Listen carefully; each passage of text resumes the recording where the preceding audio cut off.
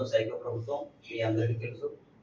వాళ్ళది ఎలా ఉంటుందంటే స్వరాజకీయం వాళ్ళకి బాగా తెలుసు. ఒక సామాన్యుల్ని కూడా చంపి ఎలా దాచిపెట్టాలో తెలుసు వాళ్ళకి. మెయిన్గా వాళ్ళ బాబాయిని వివేకానంద లాంటి మహానుభావుడిని చంపి ఎలా చంపాలని తెలుసు, ఎలా దాయాలని తెలుసు. వాళ్ళకి వెన్నతో పెట్టిన విద్య వైసీపీ పార్టీకి తెలుసు విషయం.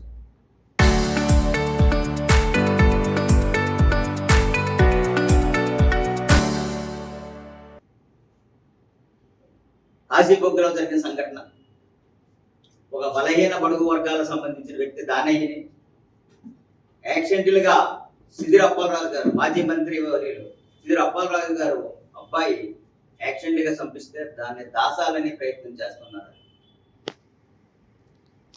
ఇన్వెస్టిగేషన్ కూడా తప్పుదోవలో పట్టించాలని ప్రయత్నం చేస్తూ, అంటే వేరే వాళ్ళ దాని మీద అభియోగాలను మోపాలని ప్రయత్నం చేస్తున్నారు. ఇది చాలా తప్పు.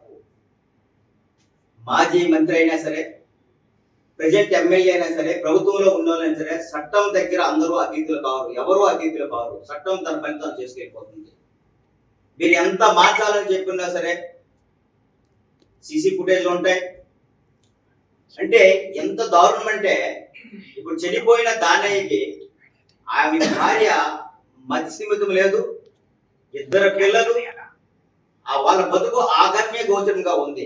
అలాంటి వ్యక్తి మీద, చనిపోయిన వ్యక్తి మీద కనీసం సానుభూతి చూపించగట, కుటుంబమే సానుభూతి చూపించగట, దాన్ని కూడా రాజకీయం చేస్తూ, ఎంత దౌర్భాగ్యం అంటే జరిగిన దాన్ని ఒప్పుకొని ముందుకెళ్ళి మాట్లాడితే పద్ధతి ఉంటుంది.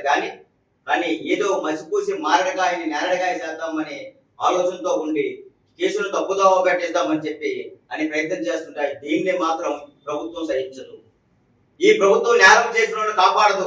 ఈ ఎన్డీఏ కూటమి ప్రభుత్వం ఎవరైతే అన్యాయం అవుతున్నారో, ఎవరైతే బలైపోతున్నారో వాళ్ళ కోసం ఈ ప్రభుత్వం ఆలోచిస్తుంది. ఎన్డీఏ కూటమి ప్రభుత్వం. చంద్రబాబు నాయుడు గారి ఆశయం ఒకటే, నేను ఎమ్మెల్యే అయినా సరే, నేను తప్పు చేసినా సరే ఆయన క్షమించరు. నాకే చాలా సార్లు చెప్పారు తప్పు చేయకూడదు గోవిందరావు అని చెప్పేసి. మరి అలాంటి వ్యక్తి ప్రభుత్వ హయాంలో ఒక సామాన్యుడికి న్యాయం జరుగుతుంది.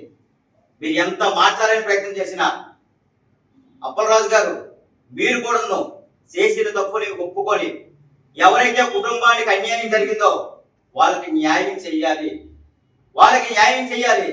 అంతేగాని ఏదో తప్పుతో పట్టించడము, ఏదో మార్చాలని ప్రయత్నం చేయడం అనేది ఇది చాలా తప్పు. దీన్ని కూడా ఎవరు క్షమించరు. ప్రజలందరూ చూస్తున్నారు. మీరు ఇప్పటికే కాదు, ఎప్పుడు కూడా మీరు పలాసలో రౌడీజంతో మీరు ఆల్రెడీ మీరు చేస్తున్నారు. మీరు డాక్టర్గా ఉన్నప్పుడు ఏమో నాకు తెలియదు, కానీ మీరు మంత్రి అయిన తర్వాత మీరు పలాస రౌడీజం అంతా మాకు తెలుసు. ఇప్పుడు కూడా మీ అబ్బాయి తప్పు చేసి ఒక ప్రాణాన్ని బలికొనుకుంటే, అలాంటి వ్యక్తి మీరు మీ అబ్బాయిని పక్కన నిలబడడం కాకుండా ఎవరైతే ప్రాణం కోల్పోయారో ఆ దానయ్య కుటుంబం మీద నిలబడితే ప్రజలు హర్షిస్తారు. కానీ మీరు చేసింది అది చేయడం లేదు. ఇది చాలా తప్పు. యాక్సిడెంట్స్ అనేవి జరుగుతూ ఉంటాయి. సామాన్యుడికైనా, పెద్దవాడికైనా, మాజీ మంత్రికైనా, ఎమ్మెల్యేలకైనా ఒకటే చట్టం ఉంటుంది. ఆ చట్టాన్ని అమలు చేసి తీరుతుంది. మీరు ఏదో తప్పుడు నిర్ణయాలతో, తప్పుడు అభియోగాలతో, తప్పుడు దీంతో మీరు మార్చాలని మాత్రం మీరు ప్రయత్నం చేస్తున్నారు. దీన్ని తీవ్రంగా ఖండిస్తున్నాము. మీరు చేసింది ఫస్ట్ నుంచి తప్పుగా ఉంటాను. మెయిన్ ఇంపార్టెంట్ వైసీపీ ప్రభుత్వం కొన్ని లక్షణాలు మీకు చెప్తాను నేను. గతంలో వైసీపీ సైకో ప్రభుత్వం ఏం చేసింది చెప్తాను మీకు నేను. సొంత బాబాయిని గొడ్డలతో చంపడం మీరు కాదా? ఒక సుధాకర్ గారిని మాస్కన్య పాపానికి ఆయన పిచ్చోడు చేసిన ఘనత మీరు కాదా?